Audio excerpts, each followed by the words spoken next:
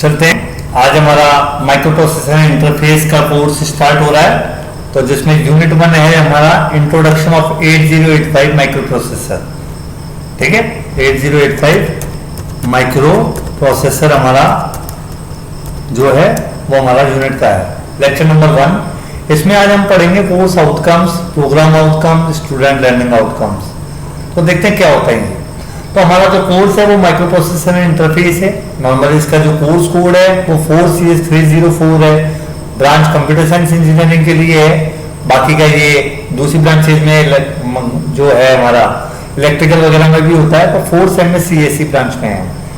ठीक है, UG programme है क्योंकि अंडर ग्रेजुएट प्रोग्राम है, बीटेक CSE और 3 क्रेडिट का है, 150 मार्क्स का होता है। ये हमारा सिलेबस है जिसमें हम देखेंगे introduction to microprocessor, microcontroller, 8085 microprocessor architecture, pin description, bus concept, multiplexing, demultiplexing, RAM, ROM, memory mapping, ये सारी चीजें हम पढ़ेंगे।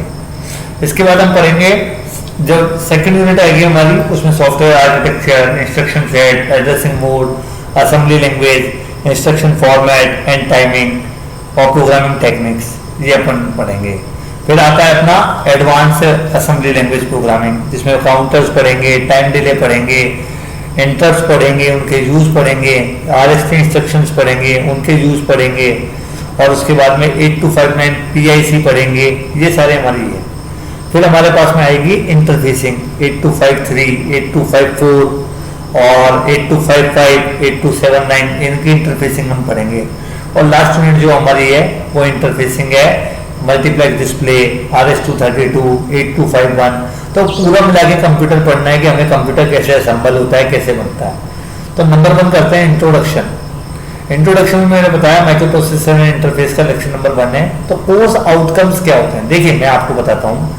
हमारा जो कॉलेज है वो AICTE के अंडर में आता है। सबसे बड़ी जो बॉडी है वो कौन है, देखिए आप, मैं आपको बता देता हूँ, कंट्रोल A करके ये देखिए आप। अगर आप देखेंगे तो हमारा जो कॉलेज है, कोई भी जो है बॉडी है वो AICTE है, और एक होती है UGC। ठीक है, UGC यूनिवर्सिटी के लिए मान्यता देती है, ग्रांट एक्सेस फॉर यूनिवर्सिटी, जो प्राइवेट यूनिवर्सिटी और गवर्नमेंट यूनिवर्सिटी होती है। ठीक है, और AICTE technical colleges, technical courses के लिए एफिलिएशन देते हैं, अप्रूवल देते हैं किसको, कॉलेजेस को, चाहे वो गवर्नमेंट कॉलेज हो, प्राइवेट कॉलेज हो, IITs हो या NITs हो। ये काम AICTE करती है और UGC है। अब आप बात क्या करते हैं, देखिए हमारा जो कॉलेज है MITRC, अगर कोई भी बच्चा इंजीनियरिंग कॉलेज में पढ़ रहा है, तो उस कॉलेज के 2 चीजें होती हैं, अप्रूवल और एफिलिएशन। ठीक है, अप्रूवल का मतलब है उस कॉलेज को मान्यता देना बाय AICTE, और एफिलिएशन का मतलब है आपको यूनिवर्सिटी के अंदर में एफिलिएशन मिलता है कि आपकी यूनिवर्सिटी कौन सी है, आपके एग्जाम कौन कराएगी, आपको डिग्री कौन देगी। बात ये आती है आज जो मार्केट में है कि बहुत सारे बच्चे को क्या आ जाता है कि इंजीनियरिंग वाले बच्चे डोल रहे हैं क्योंकि उनकी जॉब नहीं लग पाती है। उसका कारण क्या है कि जब तक क्वालिटी मेंटेन नहीं हो पा रही है, ना तो बच्चे में क्वालिटी आ पा रही है और न ही इंजीनियरिंग कॉलेजेस में क्वालिटी मेंटेन हो पा रही है। तो करिकुलम को कैसे बनाया जाए, कॉलेज को क्वालिटी कैसे बनाया जाए, तो AICTE तो मान्यता देके हट गई, तो क्वालिटी कैसे डिसाइड हुई, तो एक बोर्ड बना जिसे कहते हैं नेशनल बोर्ड ऑफ एक्रेडिटेशन, जिसमें बड़े बड़े IITs और NITs और इंडस्ट्री के प्रोफेसर्स होते हैं और इंडस्ट्री के स्पेशलिस्ट होते हैं जो इस बोर्ड में काम करते हैं। ये क्या करते हैं, कॉलेज जो होते हैं उनको एक अप्रूवल देते हैं या एक क्वालिटी एश्योरेंस सर्टिफिकेट देते हैं, अब उस क्वालिटी एश्योरेंस में वो क्या करता है, देखिए हर कॉलेज अपना एक मिशन बनाता है, फिर एक विजन बनाता है। ठीक है, पहले विजन बनता है। विजन का मतलब है वो कॉलेज अपने आप को कहाँ देखना चाहता है, क्या उसकी दूरदृष्टि है, ये कॉलेज का विजन है।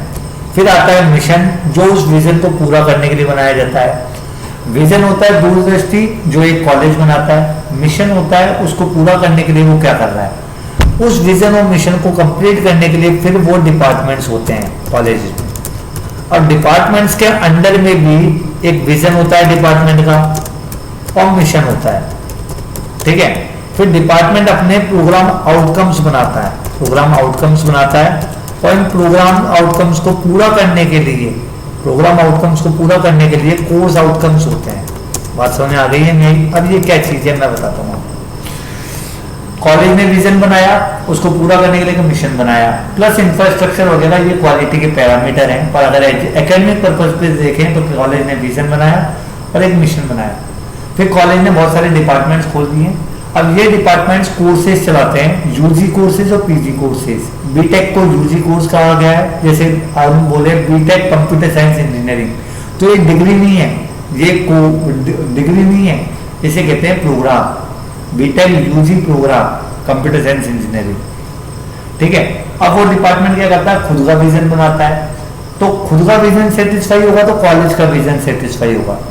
उस विजन को सेटिस्फाई करने के लिए वो खुद के मिशन बनाता है कॉलेज, वो डिपार्टमेंट मिशन बनाता है। फिर प्रोग्राम, देखिए जो आपका BTech computer science engineering program है उसके कुछ आउटकम्स होते हैं, मतलब बच्चा अगर इस प्रोग्राम को करे तो उसको क्या मिलेगा, तो इसके 12 प्रोग्राम आउटकम्स हैं, 12 प्रोग्राम आउटकम। इसमें आपको ये भी सिखाया जाता है कि बच्चा टेक्निकली स्ट्रांग हो, बच्चे की रिपोर्ट राइटिंग अच्छी हो, बच्चे का कम्युनिकेशन स्किल अच्छा हो, बच्चा लॉन्ग लाइफ लर्निंग रहे, बच्चा रिसर्च में जाए, बच्चा इंप्लीमेंट कर सके अपने नॉलेज को किसी एप्लीकेशन डेवलपमेंट में, बच्चा सोसाइटी के प्रॉब्लम को सोल्व कर सके, बच्चे में एथिक्स होने चाहिए, बच्चे में डिसिप्लिन होना चाहिए। ये सारी चीजें अलग अलग तरीके से उस बच्चे को दी जाती है।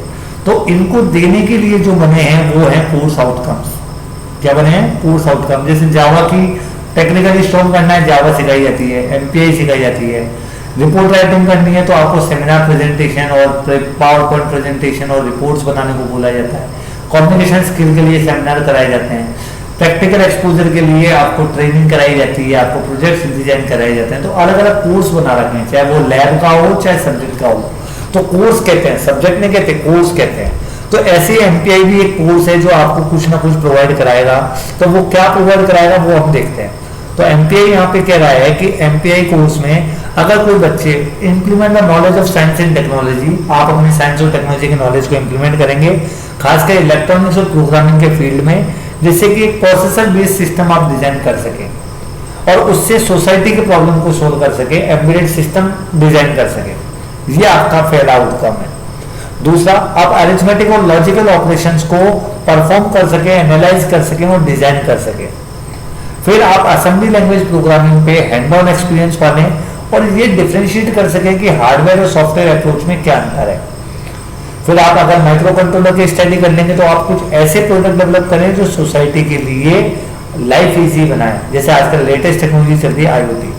तो ये कोर्स आउटकम है जिसमें मेन एम क्या है, असेंबली लैंग्वेज से लेके माइक्रो कंट्रोलर तक आपको सीखना है, एक कंप्यूटर का पूरा आर्किटेक्चर सीखना है, जिससे कि आप सोसाइटी के लिए कुछ रोल प्ले कर सके। अब आता है ये कोर्स क्या देगा आपको। तो इस कोर्स से आपको एक माइक्रो प्रोसेसर के लिए अवेयरनेस होगी, इसमें टॉपिक्स ऑफ स्टडी इन्वॉल्व है, की फीचर्स ऑफ माइक्रो प्रोसेसर पता लगेगा, कैसे प्रोसेसर को यूज करते हैं वो आइडिया लगेगा, किस डिवाइस को कैसे यूज करना है, किस एप्लीकेशन के लिए वो पता लगेगा, माइक्रो प्रोसेसर का आर्किटेक्चर पता लगेगा, प्रोग्रामिंग टेक्निक्स पता लगेंगी, इंटरफेसिंग कर पाओगे आप प्रोसेसर के साथ डिवाइसेस की, मेमोरी और एप्लीकेशंस पता लगेंगे आपको, और एक नया कोर्स आप बेस तैयार कर लेंगे एम्बेडेड सिस्टम डिजाइन का और आईओटी का। तो आपने थर्ड सेम में डीई पढ़ी थी, डीई के बाद जब 0-1 का कॉन्सेप्ट पढ़ लिया तो उसको इंप्लीमेंट कर रहे हैं माइक्रो प्रोसेसर में।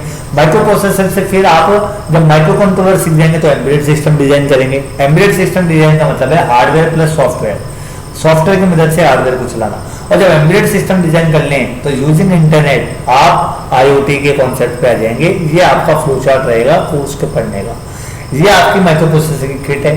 तो इसका ऑब्जेक्टिव क्या है, आपको 8085 माइक्रो प्रोसेसर की फैमिली के बारे में जानना, उसके इंस्ट्रक्शन सेट के बारे में जानना, उसकी प्रोग्रामिंग के बारे में जानना, उसके साथ इंटरफेसिंग के बारे में जानना, ये इस कोर्स का ऑब्जेक्टिव है। ठीक है, तो आप यहाँ पे 8 बिट का माइक्रो प्रोसेसर पढ़ेंगे, उसकी इंटरफेसिंग पढ़ेंगे, उसका प्रोग्रामिंग टेक्निक्स पढ़ेंगे और ये भी देखेंगे कि कैसे उसको इम्प्रूव किया जा सकता है। आप रिस्क और सिस्क बेस्ड माइक्रो प्रोसेसर भी पढ़ेंगे, ठीक है। फिर आता है स्टूडेंट लर्निंग आउटकम्स, कि स्टूडेंट को क्या मिलेगा। स्टूडेंट जब पढ़ेगा तो उसको आर्किटेक्चर के बारे में जानने को मिलेगा, ये माइक्रो प्रोसेसर का पिन डायग्राम को जानने को मिलेगा, प्रोग्राम के बारे में पता लगेगा, इंस्ट्रक्शन सेट के बारे में पता लगेगा, वेरियस प्रोग्राम को डिजाइन करेगा, इंटरफेसिंग करेगा, इंटरप्ट्स के बारे में जानेगा, स्टैक्स के बारे में जानेगा, सब रूटीन के बारे में जानेगा और कुछ प्रॉब्लम्स को वो सॉल्व करेगा, इंटरप्रेट करेगा। प्री रिक्विजिट क्या है, आपकी डी होनी चाहिए। पेडागोजी क्या है कि सबसे पहले हम थ्योरी कवर करेंगे और थ्योरी के बाद में उस असेंबली को हम लेबोरेटरी में करेंगे। इसके बाद में हम बच्चे को नॉर्मली मोटिवेट करेंगे प्रोजेक्ट बेस्ड लर्निंग के लिए और फिर हम उसमें कंटिन्यूस इवोल्यूशन करते रहेंगे बच्चे का by using quiz and viva. ये कंटिन्यूस इवोल्यूशन होगा।